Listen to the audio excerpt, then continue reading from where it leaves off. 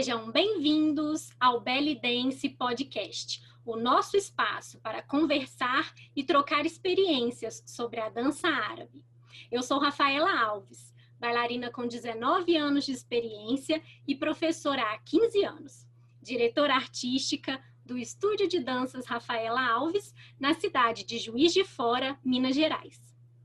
Eu sou a Vanessa Castro, bailarina há quase 20 anos, professora há mais de 15 anos, originalmente de Curitiba, diretora da Escola de Danças Estúdio Vanessa Castro e agora residindo e ministrando aulas em Auckland, na Nova Zelândia.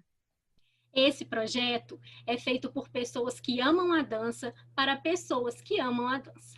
Então, se você curte o nosso trabalho, ajude nossas conversas a chegarem mais longe.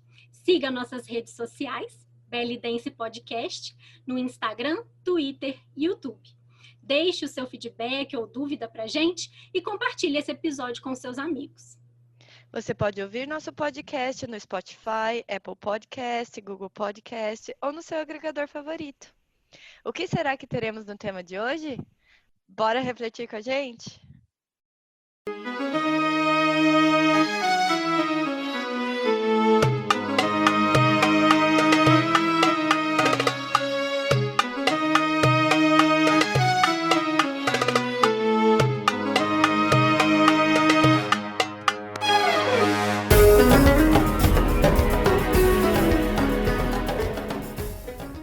Oi, pessoal!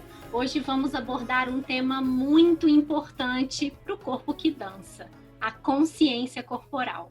E para conversar com a gente, temos uma convidada super especial. Oi, gente!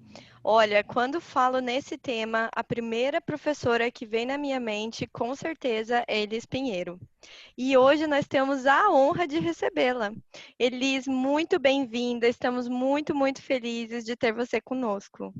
Elis, muito obrigada por dividir seu tempo e seu conhecimento com a gente. Elis Pinheiro é profissional da dança oriental em São Paulo, com 19 anos de atuação como professora e bailarina. Graduada em Dança e Movimento pela Universidade Anhembi Morumbi, tem um trabalho fortemente orientado para a aplicação dos conceitos de consciência corporal e descoberta do estilo próprio com suas alunas amadoras e também profissionais. Olá, gente. Olá, Rafaela. Olá, Vanessa. Em primeiríssimo lugar, quero agradecer pela chance de estar aqui, por se lembrarem de mim, do meu trabalho, da minha pessoa em relação a esse tema que é tão importante, tão central na minha vida, não só na minha vida de dança, mas na minha vida mesmo.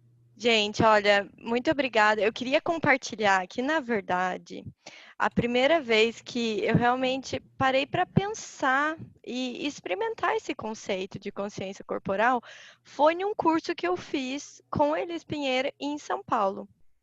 Então, para a gente começar, Elis, eu queria que você contasse para a gente o que você entende como consciência corporal, o que seria esse tema para você e como a gente pode trazer esse conceito para a dança oriental, para a nossa dança do ventre.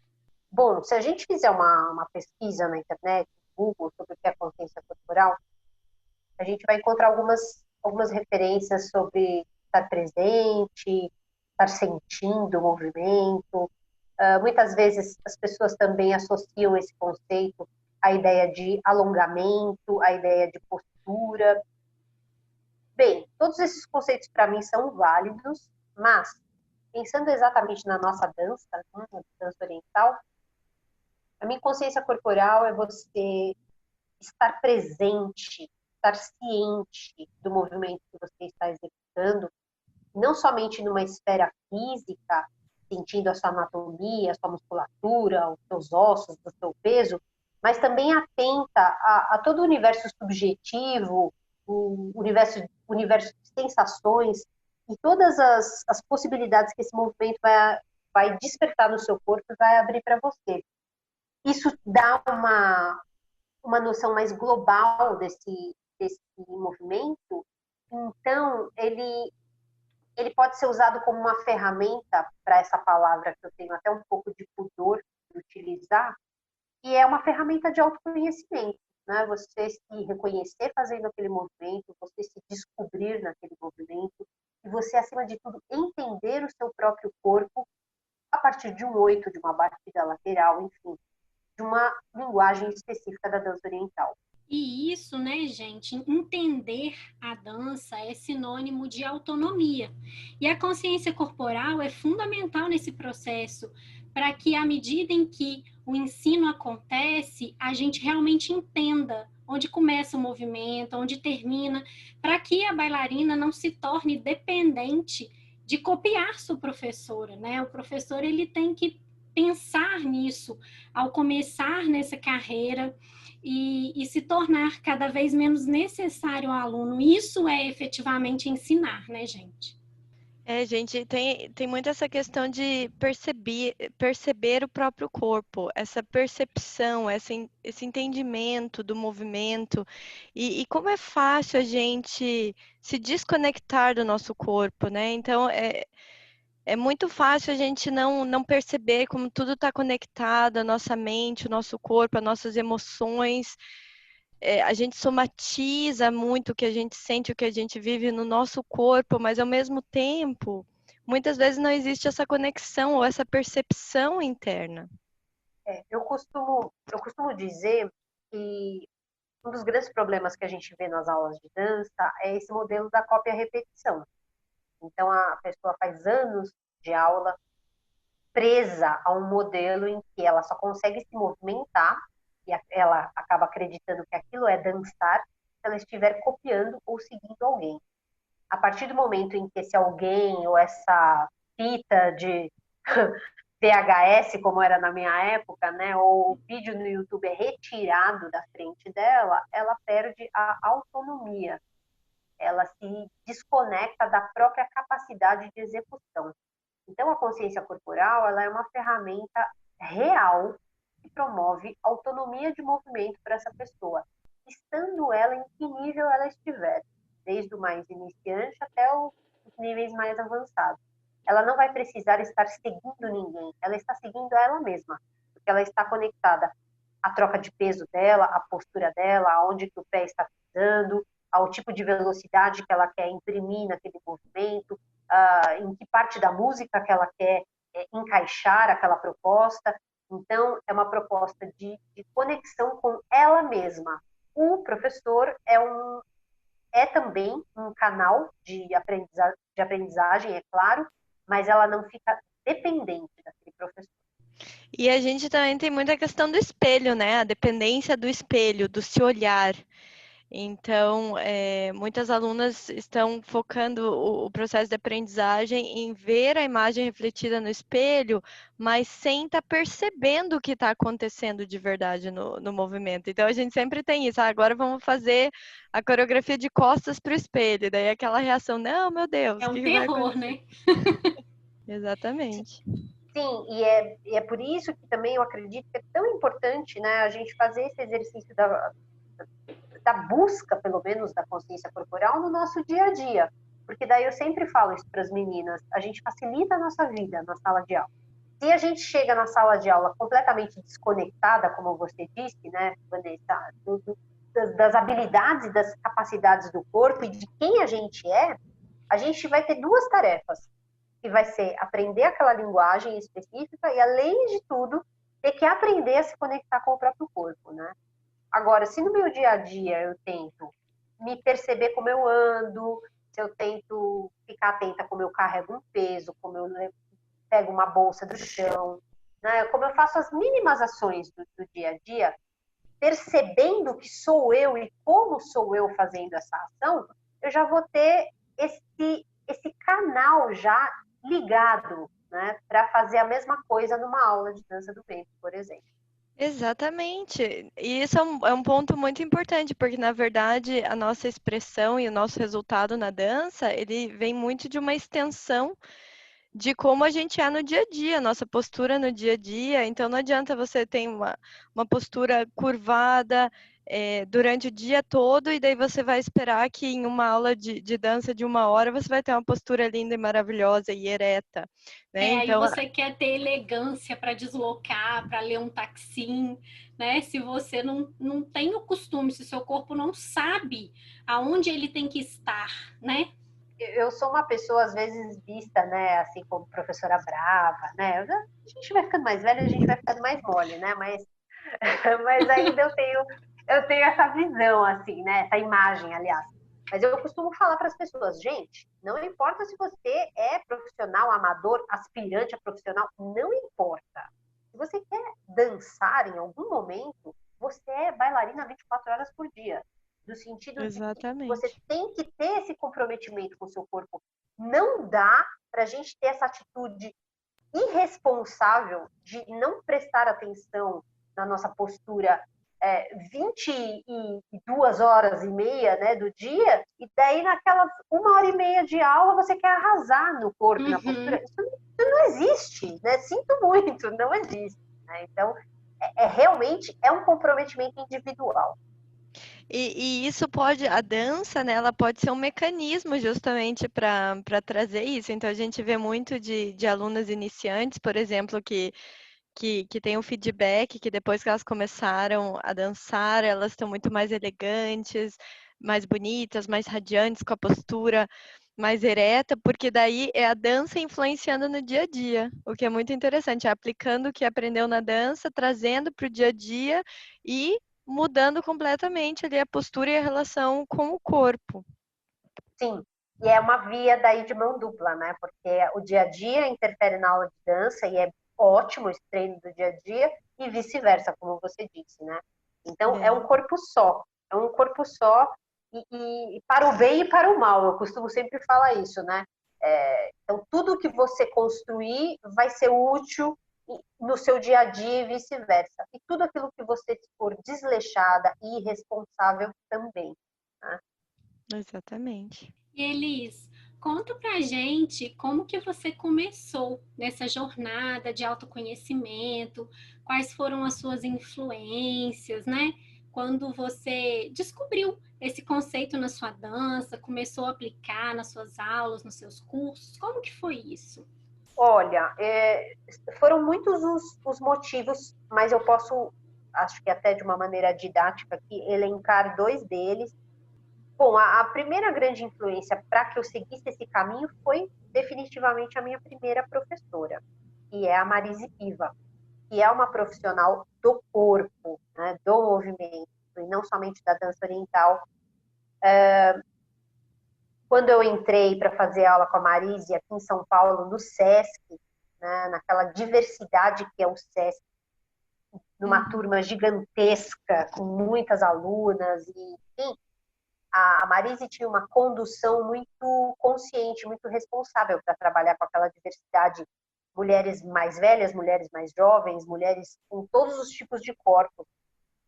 E eu achei que aquilo fosse dança oriental, que em qualquer lugar que eu fosse aprender dança oriental, eu teria aquele tipo de aula, porque aquela foi a minha primeira referência. E foi muito chocante para mim, quando daí eu comecei a transitar em outras aulas, eu ver que não tinha aquele mesmo cuidado da Marise, né? Então ela foi uma Uhum. pessoa central para plantar essa semente em mim.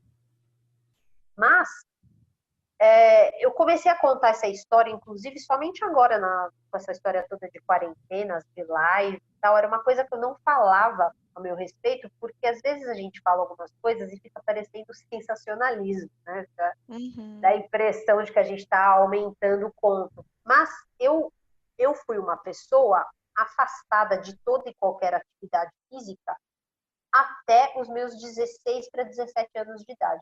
Porque eu tenho um seríssimo problema de coluna. E esse Olha só. problema, pois Gente, é eu não a eu gente comecei te a vê contar. dançando e nunca imagina, O né? que a gente mais vê é a coluna mexendo, né? É, Então, eu achei importante, né? Eu contei essa história numa live recentemente, mas eu achei importante até falar, porque para a gente começar a quebrar também uma série de paradigmas aí que a gente cria, né? E as alunas também criam. Ah, eu posso, eu não posso, essa dança é para mim, não é, né? Enfim. Então, se eu fosse seguir é, o, o andar das coisas na minha vida, eu jamais seria uma profissional de dança, porque esse problema de coluna, o que que era? Além da escoliose, de muitas dores do crescimento que eu tive, eu sou uma pessoa que nasci com um pedaço de uma vértebra voltando. Então, os médicos não sabiam, no meu processo de crescimento, se eu fosse submetida a algum tipo de impacto, o que isso poderia reverberar na minha coluna. Então, eu fui totalmente afastada de qualquer prática corporal. Eu fui aquela criança e adolescente dispensada uma vida inteira da educação física, só para vocês terem uma ideia. Nossa. Então, quando eu fui liberada, né, e eu sendo uma sagitariana muito intensa com as coisas que eu sou, eu já fui mergulhando nas coisas. Só que, mesmo com a minha intensidade toda, eu tinha esse pé atrás de que eu tinha que ter cuidado com o meu corpo. Então, foi por conta de uma limitação, vamos assim dizer, que eu, desde o meu começo de aprendizado, eu tive esse, vamos dizer, excesso de zelo, excesso de respeito para comigo mesma. Uhum. Né? Então, tudo que eu ia fazer, eu queria saber de onde que era para tirar força, porque eu não poderia me dar ao luxo de colocar força em lugar errado na minha coluna. Então foi uma construção muito pessoal mesmo. E aí, com o tempo, eu fui me capacitando, né? Eu fui estudando, fui fazer a faculdade, a graduação, depois fui estudar, né, a Escola de Reeducação do Movimento do Vivaldo Bertazzo, tal. Foram coisas que foram agregando conhecimento nessa atitude individual que eu já tinha. Então, por isso que é tão forte no meu trabalho, porque tem a ver com a construção da dança oriental no meu corpo. Elise, isso que você está falando é tão importante, né? Porque quando a gente se torna professor, a gente não tem noção do corpo que chega para a gente em sala de aula, né? Muitas pessoas não falam, né? Por mais que a gente precise de uma liberação médica e comum para a prática de qualquer atividade física, mas muitas pessoas não contam as suas histórias. Então, se a gente, como professor, não se preocupa em cuidar daquele corpo que entra, né? Como que a gente também pode prejudicar, né? Como que essa falta de conhecimento, essa falta de responsabilidade mesmo, quando a gente fala de dar aula, né? Uma profissão. Então, isso também serve de alerta, né? Para que a gente tome muito cuidado com isso, porque pode até entrar na sua sala de aula uma pessoa que não tenha nada, e ela pode desenvolver uma patologia se ela não for bem orientada. Então, isso é muito legal. E toca muito nessa questão de respeito ao corpo, né? Uhum. Então, eu gostei muito do teu depoimento, Elis, da tua história e de ver como você respeitou o teu corpo, né? Então, você buscou a atividade física, você buscou se aprimorar, mas sempre tendo aquele respeito. E muitas vezes a gente esquece de respeitar os sinais do corpo, né? Então, a gente vê muitas bailarinas ou alunas, né, que, por exemplo, estão com uma lesão e continuam dançando, continuam insistindo. E se você não respeita o corpo, não dá aquele tempo, ou não acha a metodologia correta de tratamento, isso pode evoluir para algo mais sério. Então, a gente sempre tem que ter essa consciência de respeitar nosso processo, de procurar bons profissionais, né, como bailarina. E como professora, sempre estar atenta aos sinais, né, à observação, sempre perguntar, falar sobre o assunto de forma frequente para realmente trazer esse conhecimento, né, esse entendimento para as alunas também, né.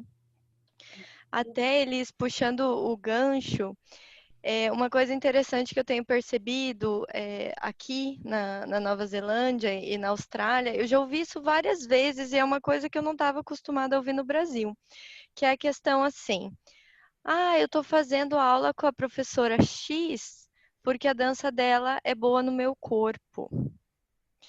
E o que é algo é bem interessante, porque então me fez pensar que então algumas professoras, a dança delas não tá fazendo bem para o corpo delas. E por que seria isso, né? Então, algo muito curioso, realmente, eu acho que vem muito dessa questão de como conduzir a aula, como respeitar, e essa tendência que a gente tem na dança oriental hoje, de movimentos de muito impacto, de muita destreza, né? O que você acha, assim, dessa relação, Elis? Da dança hoje, que a gente vê dessa tendência de movimentos de impacto, destreza, e a relação disso com o corpo, de bailarinas que muitas vezes não estão preparadas, de alunas que não estão preparadas para isso, né? E esse conceito de, a dança tem que ser agradável para o meu corpo.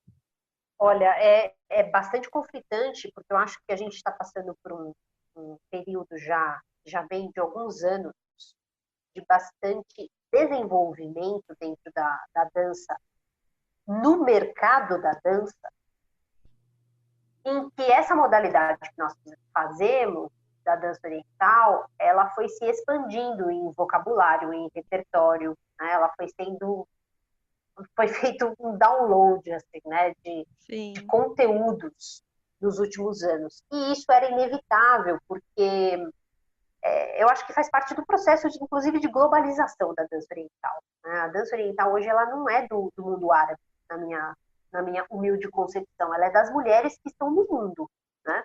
E essa mulher, ela está na Nova Zelândia, ela está no Brasil, ela está no Egito e ela está em todo lugar. Então, essa expansão para corpos muito múltiplos, ela trouxe isso de maneira... não teve como fugir disso. Expandiu o vocabulário. E aí expandiu para todas as formas de entendimento desse vocabulário. Então, em algumas partes do Ocidente, a forma como as pessoas entendem a execução da dança e do movimento tem a ver com velocidade, com virtuosismo, com força, com fusão, com uma série de coisas. E aí, ótimo, eu não tenho nada contra isso, acho que isso é muito legal para o mercado. Pero, aí a gente tem que tomar cuidado com uma coisa. Inicialmente, o ensino da dança oriental, ele não era formalizado nem num tempo determinado, nem num método determinado. E existia um apelo, isso pode ser questionado ou não, mas de que essa dança e esse ensino era conectado ao corpo da mulher, né? É uma dança, entre aspas, para todas as idades, para todos os corpos. Esse foi um slogan da dança oriental durante muito tempo. Sim. Mas aí, quando a gente vê esses movimentos, será que vai dar para continuar usando esse slogan, que é para todos os corpos e todas as idades? Né? Então, talvez, esse conflito ele faça parte de um momento que precede um outro momento. A gente está na reflexão. Né? Será que a dança do ventre ela vai ser tão democrática daqui a 20 anos? Né? Ou ela vai ser mesmo, ela vai ter que ser orientada para uma organização em anos? Porque é o seguinte, para você abrir um espacate, dançar um Iraque muito louco, entendeu? Não vai dar para a pessoa achar que ela vai chegar no intermediário em 2 anos. Não vai dar. Tá? Exatamente. Então, é um processo de desenvolvimento que a gente está passando. Tá? Inclusive, atraindo um público que é mais jovem até para a dança. Quando você olha esses festivais de fora, festivais do leste europeu, os festivais da Ásia, tem uma participação de uma massa de mulheres mais jovem do que a gente vê, por exemplo, na América Latina, praticando dança oriental. Na América Latina, a gente tem um público, a gente não vê muitas meninas né, sei lá, aqui no Brasil, pelo menos, a gente não vê meninas tomando conta da sala de aula, 16, 17 anos. Geralmente, pelo menos aqui em São Paulo, o que a gente vê no nível iniciante? 25, 30 e pouco. Agora... É super verdade. Eu tinha em Curitiba também e idades mais maduras, né? E aqui na Nova Zelândia. Mais madura. E aqui na Nova Zelândia aqui fora mais também. Mulheres mais maduras. E aqui na Nova Zelândia até mais, 30, 40, 50, e realmente essa dança nova não é adequada para o corpo delas, né, nesse momento, para a preparação corporal, para o dia a dia que elas têm. Então, gente, a minha questão é, será que nós, bailarinas de dança do ventre, estamos preparando o nosso corpo para dar conta dessa nova movimentação?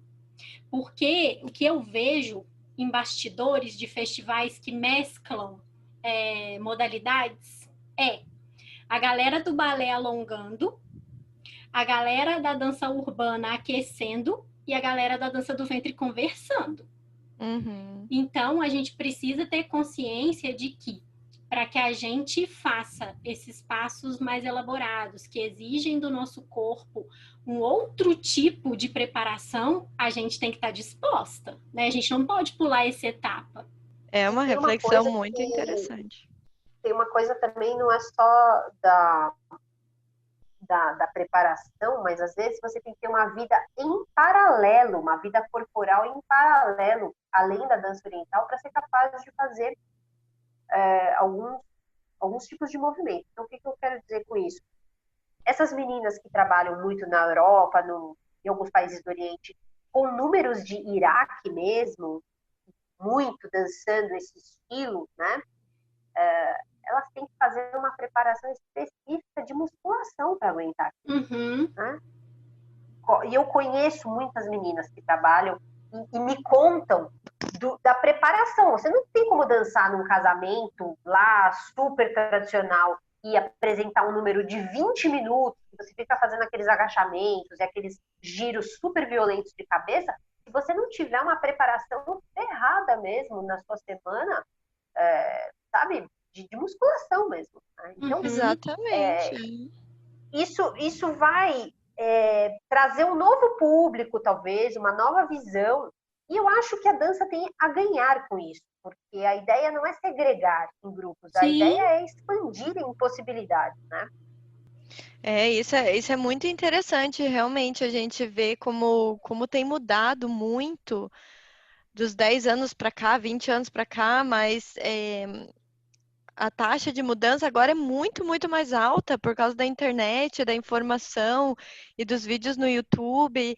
E realmente a gente ter consciência da preparação, né, que acontece lá no leste europeu, na Ásia, da preparação que essas meninas têm, e não simplesmente tentar reproduzir aqui sem preparação nenhuma. Né? O que acontece muito, né? Você vai dar lá workshop, aula para corpos que não estão preparados. Então, a gente precisa ter uma preparação muito importante. E mesmo, na verdade, mesmo para a dança do ventre que a gente conhece lá mais, digamos, tradicional, se eu posso dizer assim, mesmo para a dança do ventre, eu acho importante ter uma preparação corporal com outra atividade, porque eu tenho um exemplo, né, de mim com a minha escola, acho que foi o quê? Uns 7 anos atrás, eu estava dando muitas aulas, então estava, né, uma vida bem intensa de professora e fazendo show, porém, no meu dia eu não estava fazendo nenhuma outra atividade como musculação, como pilates, como yoga, nada, só a dança. E eu tive uma bursite no meu quadril, né? Então, aquilo ali me alertou que realmente o meu corpo ele estava fraco, que eu estava fazendo movimentos de repetição, mas eu não estava fortalecendo da forma certa. E eu comecei a buscar alternativas, fiz o tratamento e comecei a fazer um fortalecimento muscular, porque isso também é muito pessoal, né? Tem pessoas que já têm uma musculatura mais forte, tem pessoas que têm tendências a ter lesões em certas determinadas partes do corpo, de acordo com, enfim, a própria característica genética da pessoa. Então, eu fui descobrir o que tinha que funcionar para o meu corpo e o que eu precisava fazer para poder ter aquela quantidade de aulas e de shows que eu precisava fazer no momento. E realmente nunca mais eu tive nenhuma lesão no meu quadril. Mas eu continuo fazendo a preparação de pilates e musculação continuamente na minha vida. Então, vem muito também do autoconhecimento, do conhecer o seu corpo e o que você precisa trabalhar, não é mesmo? E consciência corporal também está muito ligada à questão dos seus limites, né? O que funciona para você, o que o seu corpo aguenta fazer. Eu gosto muito de dar esse exemplo quando a gente fala de cambrês, né? Tem bailarinas igual a Vanessa, por exemplo. Ela vai lá embaixo. E eu sou uma bailarina que sinto dor. Então, eu sei que eu, nesses momentos em que a música pede um cambrezão, eu tenho que fazer de uma outra forma. Então, o que eu fiz? Investi muito nos cambrés laterais, que são confortáveis para mim.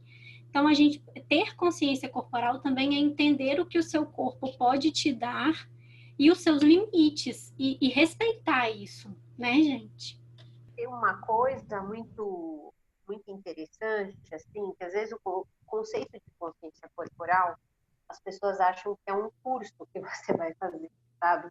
É um, é um módulo, né, Um dentro de tópico uma... separado. É um tópico, e aí ela vai fazer aquilo e ela vai, sei lá, ela vai saber aplicar, né?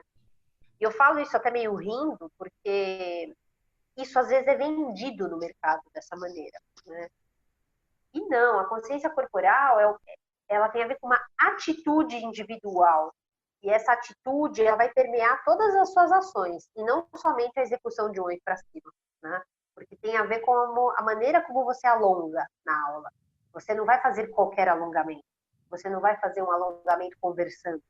Você não vai fazer um alongamento padrão, que é o mesmo em todas as aulas, né? Por exemplo, dando aqui alguns exemplos. Então, é isso, é um aprendizado constante, porque o que o nosso corpo tem a nos dizer não tem fim, porque a cada dia a gente acorda diferente, né? Você dormiu diferente, a gente sabe disso. Dormiu mal, poxa, isso já interfere no seu dia, isso já vai interferir no seu movimento.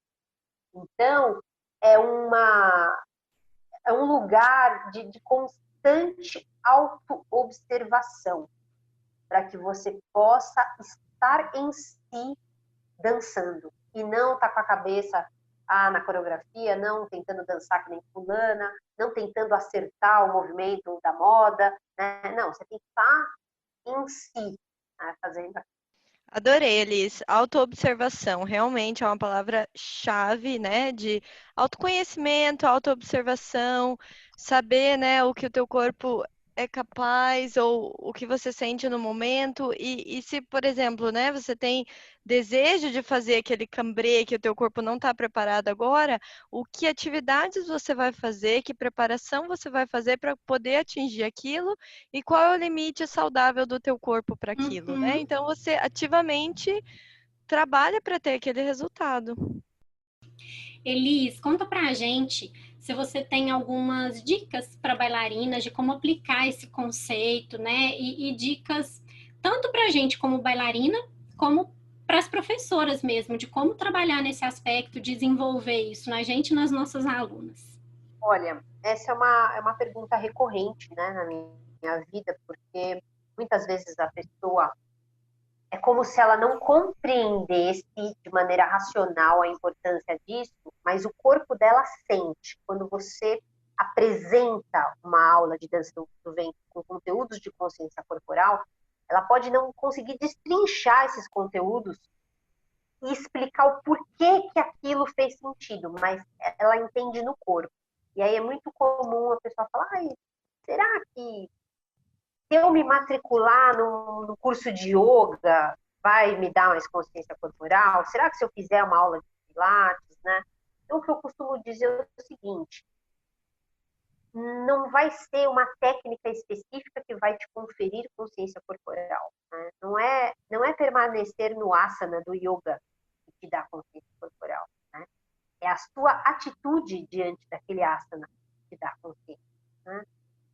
Então, claro, algumas linhas de estudo do movimento, como é o caso do yoga, do pilates, elas têm uma dinâmica de aula, às vezes até mesmo pela repetir menos, fazer menos movimento, perdão, repetir mais vezes o mesmo movimento, essa dinâmica nos auxilia. Então, sim, nós podemos às vezes buscar coisas fora, além da dança oriental, para nos auxiliar.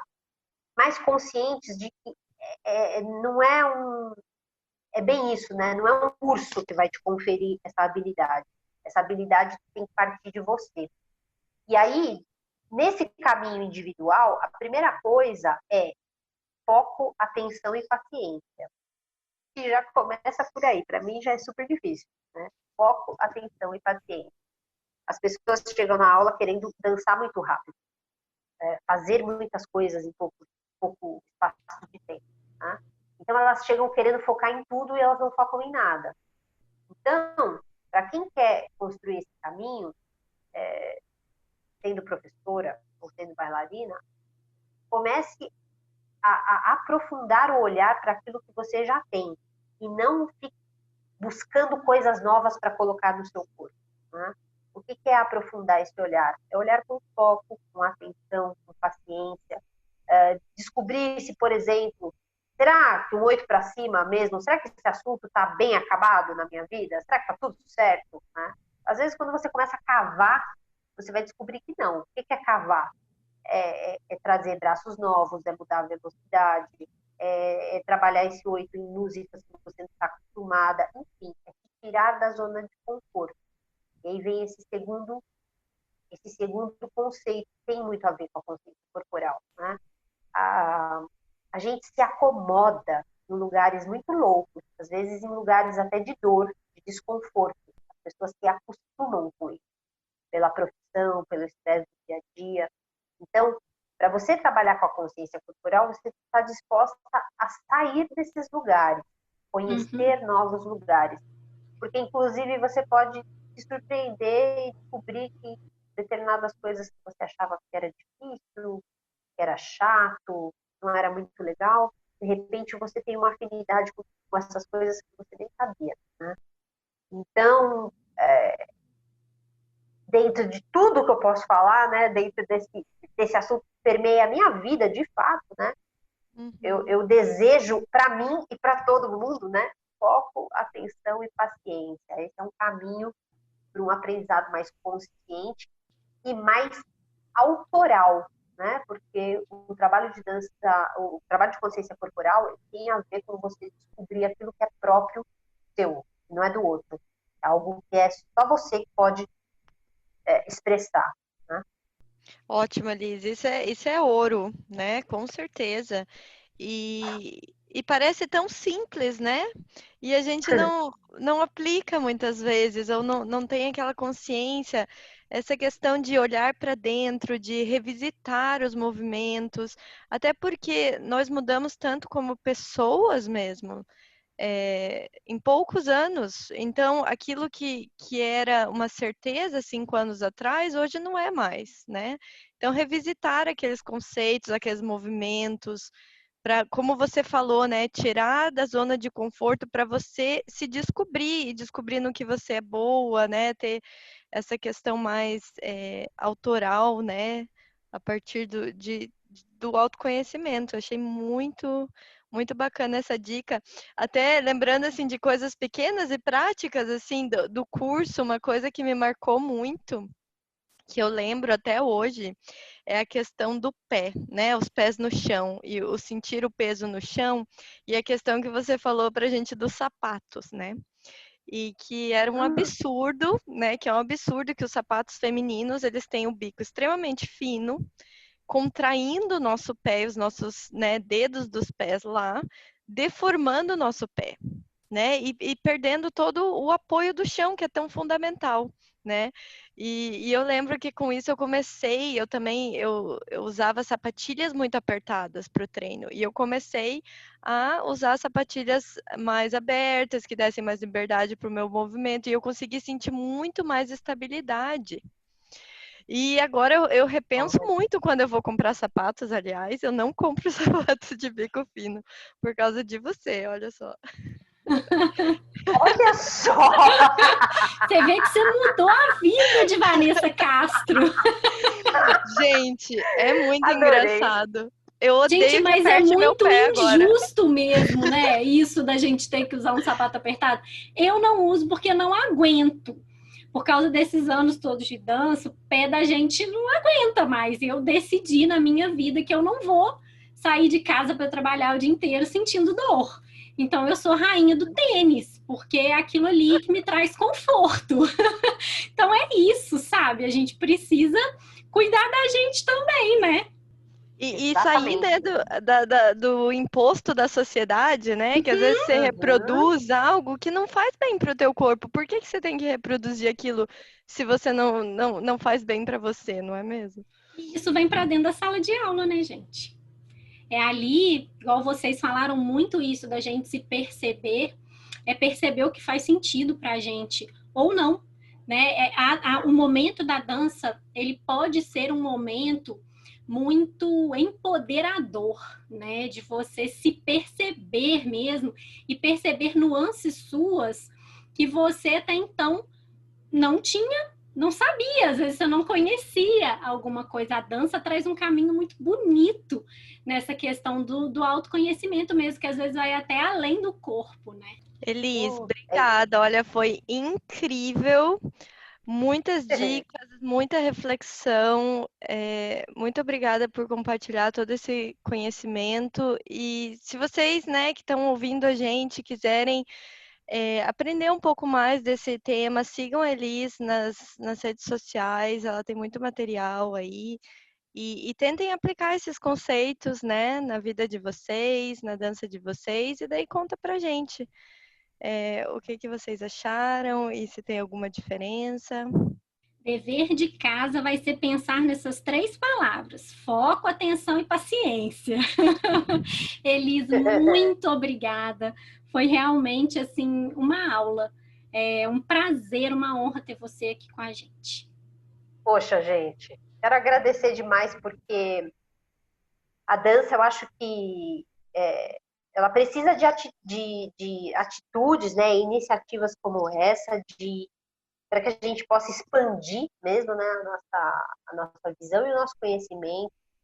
Como eu disse na nossa conversa informal, né, antes da gente começar a gravar aqui o podcast, muito louco, né, pensar que nós estamos em lugares do globo completamente diferentes e mesmo assim conectadas no mesmo propósito. Então, isso é só uma metáfora de todas essas mulheres do mundo inteiro interessadas e despendem energia, tempo, dinheiro para essa dança. A gente está conectada realmente numa rede muito maior, né?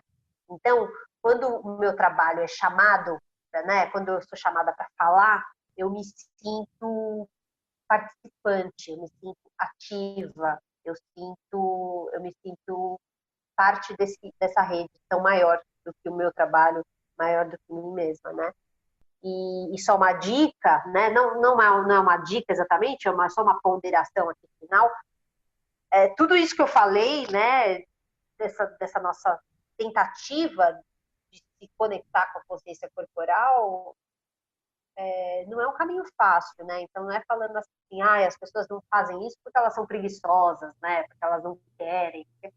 Não, a gente tem que querer, né? Mas acreditem, meninas, quando a gente começa a se descobrir nesse caminho, a gente não quer mais, sabe? Não quer mais fazer aquela aula mecanizada, aquela aula em que você está desconectado do seu corpo, e principalmente aquela aula em que a professora não está atenta ao indivíduo que você é, né? À saúde do seu corpo, ao seu propósito ali.